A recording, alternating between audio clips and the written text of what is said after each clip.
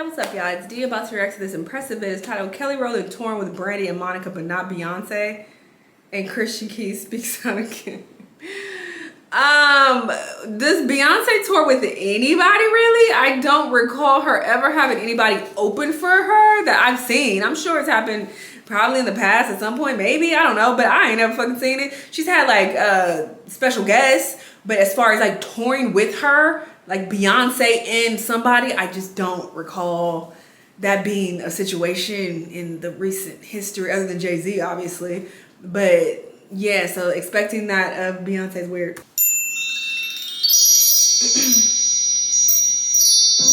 Hello everybody, welcome to the Impressive channel. There's some good news for the R&B world, okay? The legends, Brandy and Monica, are finally doing a joint tour together, and this is the smartest thing these two could have ever done. Get on tour and make some money. That's what I'm talking about. I know that LA, November 9th.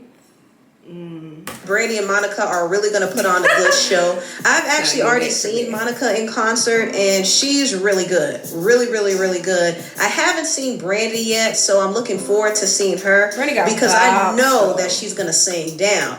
Also, they have special guests on the tour, including Kelly Rowland, which we're going to talk about, Money Long, and Jamal Roberts from American Idol. This is a good lineup. I do like Money Long. I like her music. I'm not familiar with Jamal Roberts, but if he won American Idol, then I know he could sing. It would have been really nice, though, if they added Jasmine Sullivan. Either Jasmine Sullivan or Fantasia. That would be a dream tour. A tour full of vocalists. But the lineup as it is cool. And Kelly Rowland is a very special surprise. Not that anything is wrong with them, but I don't think that's a good mix. Am I tripping? I just don't think that they mesh well together. I didn't expect to see Kelly. Not like personality wise, obviously I don't know these fucking people, but I just feel like sound wise, it's like, I don't know. Kelly open up for Brandy and Monica, and I'm not mad at it at all. A lot of people were wondering, why is she opening up for somebody? You know, she should be headlining her own tour. I do agree with that. I think that Kelly Rowland has fire. Let's be realistic. In 2025, what tour is Kelly headlining? Kelly is iconic, all right? I feel like she will always be respected for, you know, her work that she put in this industry. But let's be honest, what new music does she have? What relevance does she have that would justify her headlining a world tour? Or was that only in the States? USA tour. I don't think that makes sense. Done enough in her solo career to at least headline her own show. And if she wanted to do bigger venues, she could co-headline with other artists like Sierra, maybe Ashanti, maybe Keisha Cole. That would have been smart too, but she is opening up for Brandy and Monica, and people had a lot to say about it. Some weren't exactly happy about it. This one person said, respectfully, you shouldn't be opening for nobody. You could do your own tour, by the way. Like, what the F we doing? That's just, to be honest, not by the way. That's cap. Y'all saying this, but would y'all buy tickets for her headlining her own tour? I just don't see that selling out. Honestly, just go for Kelly, because there's no way Kelly Rowland, Destiny's Child alum, is an opening act for absolutely anyone. When the opener bigger than the headliners, they think Kelly is bigger. She's too big for Brandy and Monica. You're the biggest act on this tour. One day we will talk about how Kelly and Michelle were used as stepping stones for Beyonce by her father. Golly. So now y'all want to do think pieces over the fact that she's going on tour? Jesus Christ. Ooh, wee. This is messy. And let me just say this. Kelly opening up for Brandy and Monica is not a slight in any way. If anything, that is a big opportunity. She's opening up for R&B legends. She gets to perform in big arenas.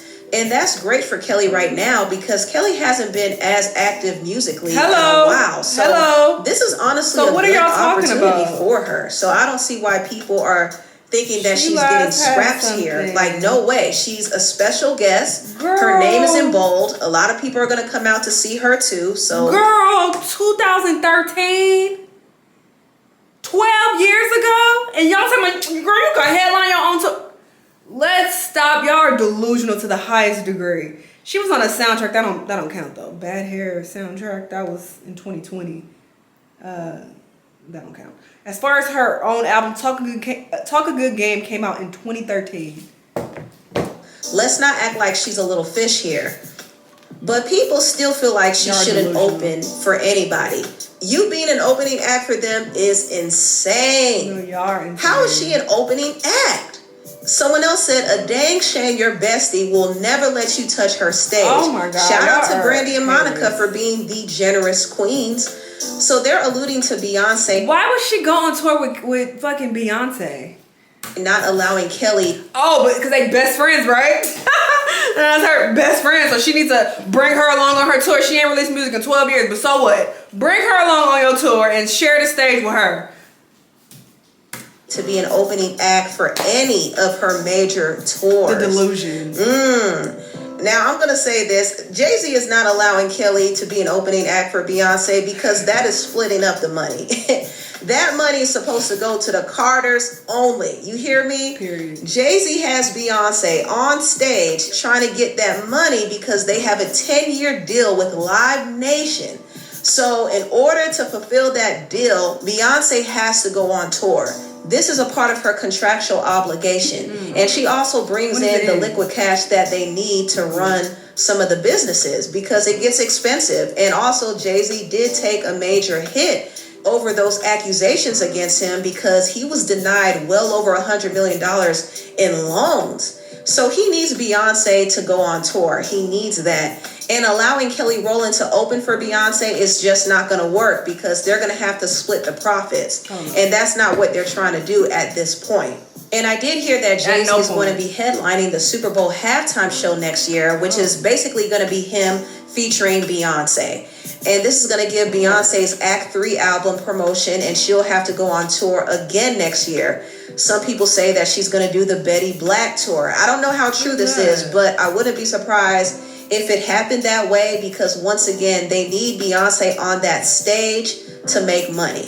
Now, I want to move on and talk about the actor Christian Keys. Christian Keys, once again, is speaking about his show, All the Queen's Men. All the Queen's Men was a show that he created and Tyler Perry produced for BET. But it got to a point where Christian and Tyler were in a legal battle over the show. And it was alleged that Tyler was trying to strong arm the show away from Christian. And Christian attempted to expose Tyler Perry. He actually did a live and revealed that some Hollywood heavyweight was sexually harassing him for years. And a lot of people believed that he was talking about Tyler Perry. I was the one that was sexually harassed for years. Years. Bullied, intimidated, and sexually harassed for years.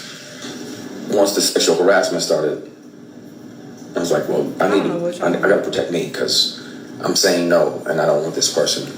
I don't really care about this at all, though. I'm sorry, I gotta go. I'm sorry, I don't care what he's talking about. Good luck to the brother and whatever's happening with him and Tyler Perry. I hope it, works out for them. But yeah, I think that's wild for people to expect Kelly Rowland to headline anything in the year 2025. I think y'all are delusional. Again, you can be a legend and iconic and, respected for the work that you put in. It does not mean that you are relevant enough and have the clout to sell out or even, fill up, for the most part, a tour where that you're headlining, where you don't even have any new music, haven't dropped any new music in 12 years.